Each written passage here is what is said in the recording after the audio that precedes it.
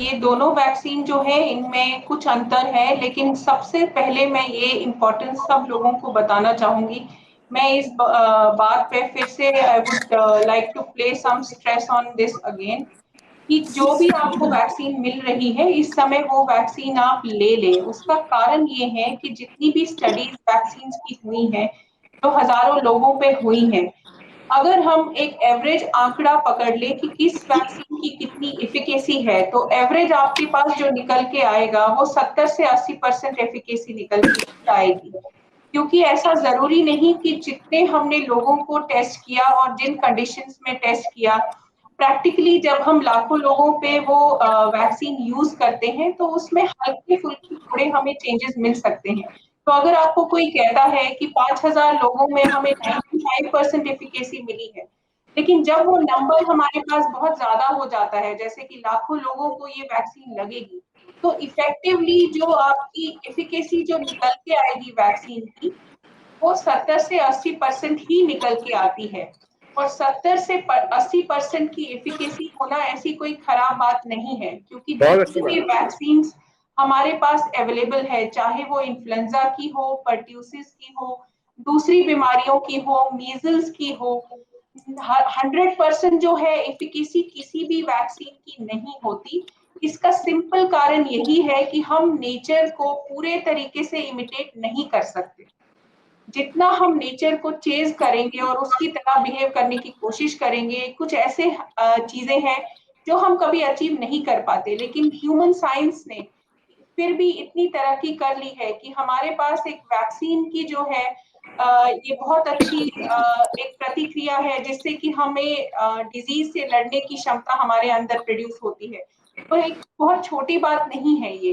तो अगर कोई एफिकेसी आपको 70 से 80% जिस भी वैक्सीन की मिल रही है, आप वो वैक्सीन प्लीज़ ले लें, क्योंकि इस समय ये इम्पोर्टेंट है कि ज़्यादा से ज़्यादा लोगों में जो है वैक्सिनेशन होना इम्पोर्टेंट है।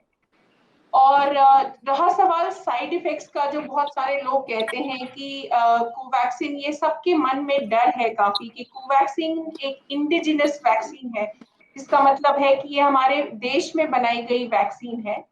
लेकिन उसका मतलब ये नहीं कि इसके साइड इफ़ेक्ट्स बहुत ज़्यादा हैं। जब भी वैक्सीन की जो इनिशियल ट्रायल्स होती हैं, जो कि सेफ्टी ट्रायल्स होती हैं, तो सेफ्टी ट्रायल्स को होने के बाद ही उसे काफ़ी सारे लोगों पे टेस्ट किया जाता है।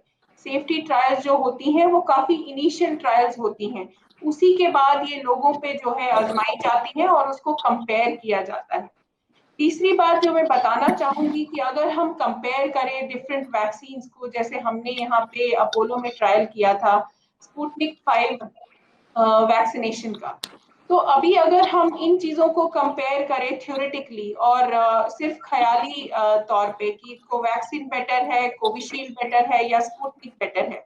हमारे पास कोई ऐसी स्टडी नहीं है जिसमें कि हेड टू हेड हमने ट्रायल्स करी हो और कुछ लोगों को स्पुतनिक लगाई हो, कुछ लोगों को कोविशील्ड लगाई हो और फिर उनका डेटा जो है स्टडी किया हो कि दोनों के बीच में कितना अंतर है। ये सब भी होंगी, आगे जाके होंगी, लेकिन इस समय हमारी प्रायोरिटी ये नहीं है। चाहे वो गवर्नमेंट हो या फिर लोग हो, दोनों के एंड से जो प्रायर हमारी जो रिस्पॉन्सिबिलिटीज़ है वो यही है कि हम वैक्सीन ले लें और इस समय जो भी टेक्नोलॉजी अवेलेबल है उसको अपनाएँ और सही तरीके से ये जान लें कि वैक्सीनेशन लेने के बाद भी ये 100% गारंटी नहीं है कि हमें कोई इन्फेक्शन नहीं होगा। कि जैसे हमने देखा कि डेल्टा वेरिएंट जो आया था सेकंड वेव में, उसमें काफ़ी डेवास्टेटिंग तरीके से हमने इन्फेक्शंस देखे और उस एज ग्रुप में ज़्यादा देखे जिसको कि वैक्सीनेशन अभी नहीं लगी थी।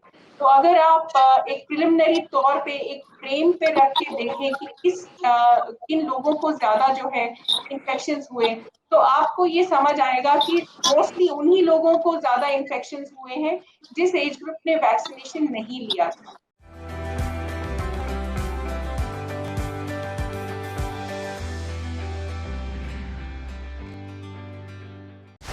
डाउनलोड करें अमर उजाला ऐप और पाएं खबरें लगातार। अगर आप ये वीडियो YouTube पर देख रहे हैं तो हमारे चैनल को सब्सक्राइब करें और बेल आइकन को दबाना ना भूलें। अगर आप Facebook पर ये वीडियो देख रहे हैं तो हमारे पेज को लाइक करें।